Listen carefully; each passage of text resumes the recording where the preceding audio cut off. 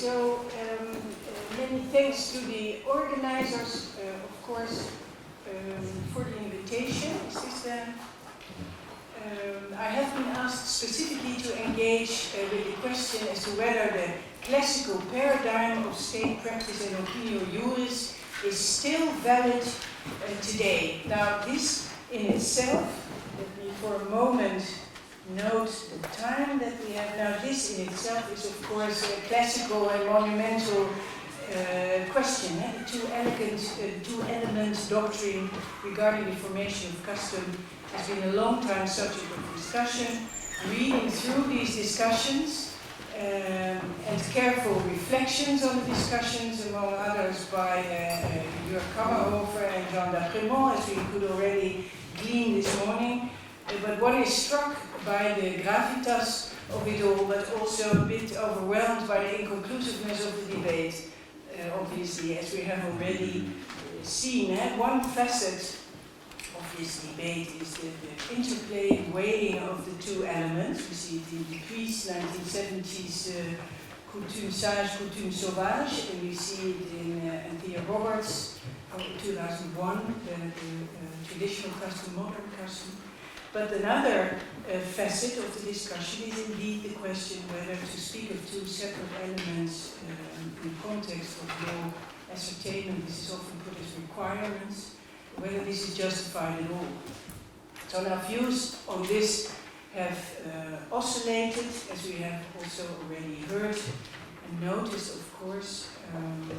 Jean has proposed this interesting periodization. The first period runs from the adoption of the PCIJ statute to 1927. So there is actually this one, I'm using it, I'm referring to it because it helps our discussion.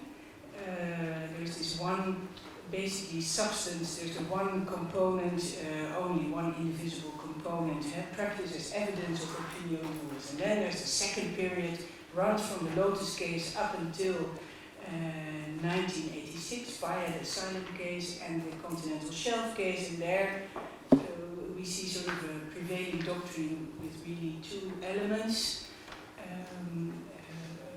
practice and opinio juris, and also two different tests to identify those elements for the ascertainment of custom.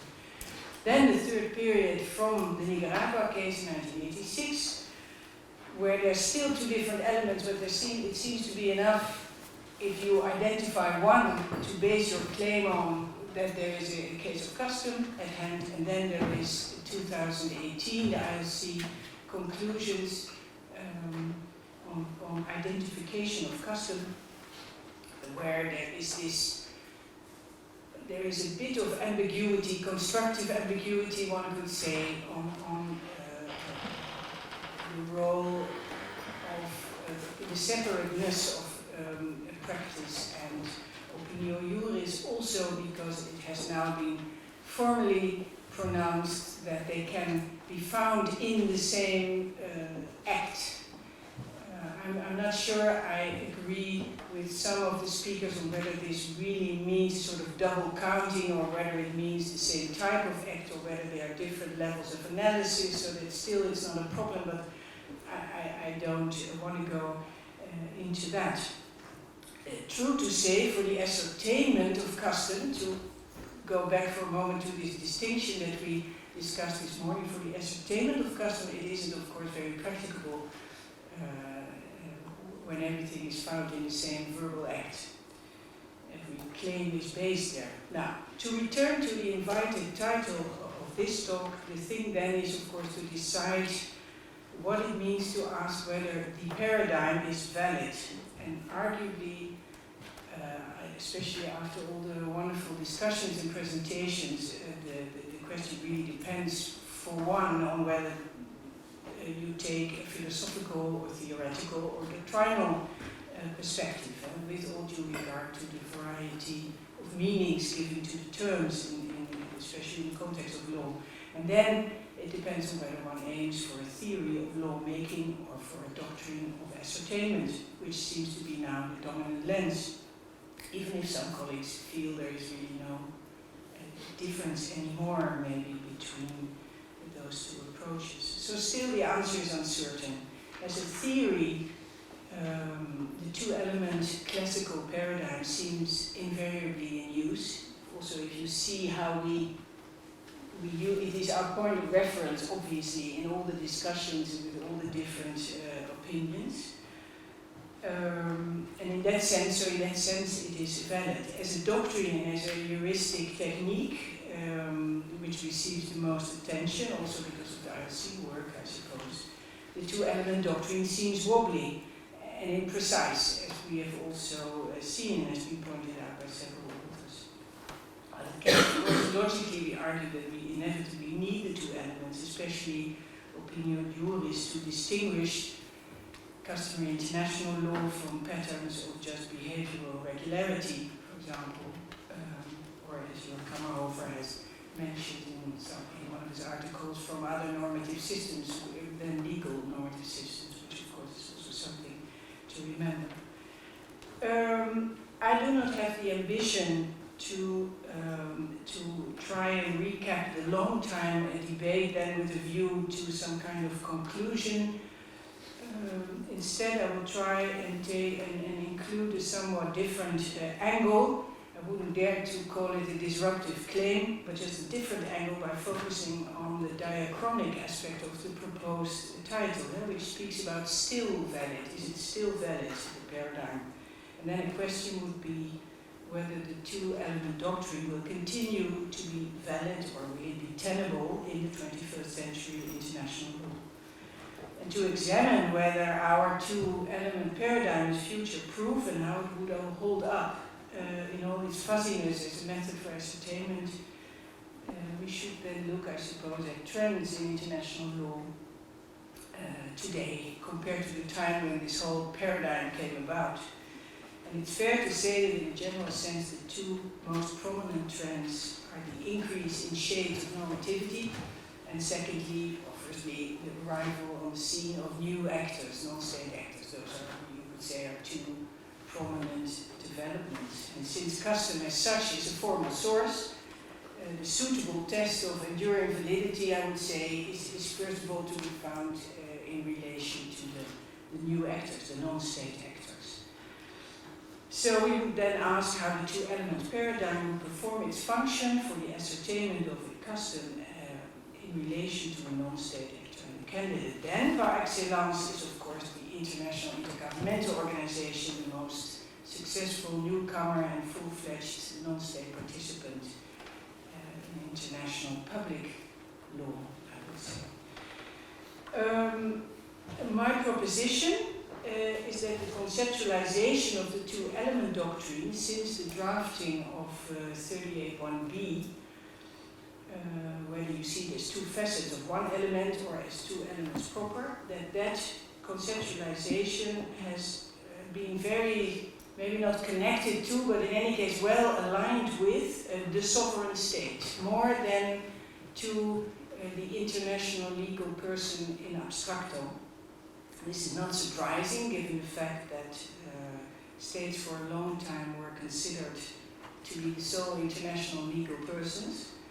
But it has offered, in my view, although it's a little bit elusive, but I'm fully convinced, I have no doubt in my mind about this, it has offered a specific political and philosophical context to this whole, as a background to this whole emerging doctrine. And of course I'm referring irresponsibly loosely to the Hegelian view of the state of a natural phenomenon, and not just a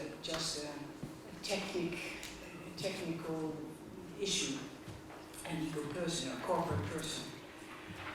And the elements of custom, in fact, are, you could say, somewhat suited to a natural person. The power of practice as a component of customary international law is in part linked to the absolute authority of the sovereign state in its own jurisdictional sphere, with factual conduct counting as an expression of legal will, or maybe any conduct, thinking back to the discussion about verbal acts and non-verbal acts and physical acts. Opinio juris, which is what I have looked at specifically, refers to a legally relevant state of mind, or intentional state, to borrow a term from theories of agency. And even if in the anthropomorphic view of the state and its legal personality as a bearer of duties was to some extent dismantled by scholars in the interbellum, and always has been the object of contestation since, international law has remained very much at ease, it seems, with projecting the typical legally relevant mental state, will, belief, intention, acquiescence, onto states. And in fact, the fiction of the intentional state, of the state of mind, is locked in systems of law. It is needed to operationalize legal agencies on the part of recognized actors. And that this is so becomes suddenly clear when one notices that international law seems hesitant to attribute a state of mind to organizations.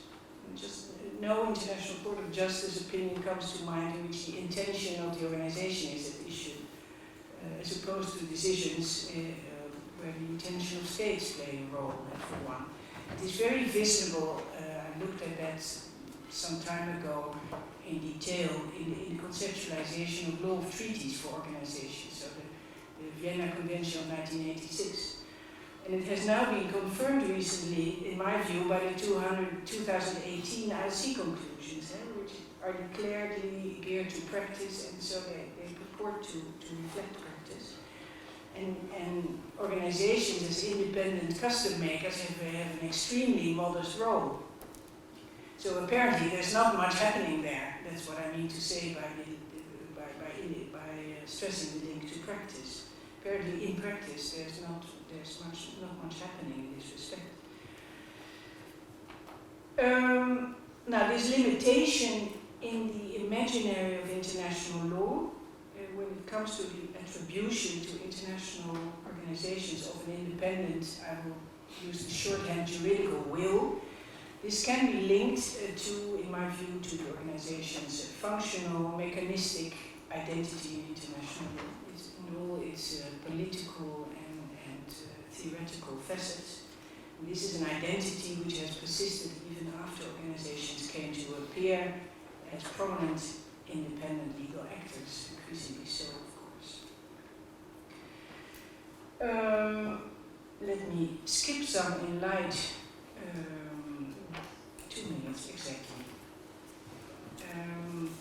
Now then, maybe to go straight back to the starting point, what does this proposition that I have touched upon, what would it mean then in a thought experiment? What would it mean for the viability or the enduring validity of the two-element paradigm?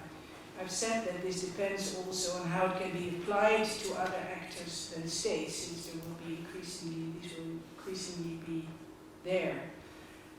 With the arrival of non-state actors, the two-element paradigm as a heuristic technique, more maybe than as a theoretical model, is as indicated as problematic as ever. If non-state actors become more active, especially organizations are already so active, in the long run they will have to be included more also in the process of custom making. But this could induce a tendency, in fact, to focus on practice in a broad sense then, since for ascertainment, the objective character of practice, objectifiable, seems to necessitate less this attribution of a mental state, of a legally relevant state of mind.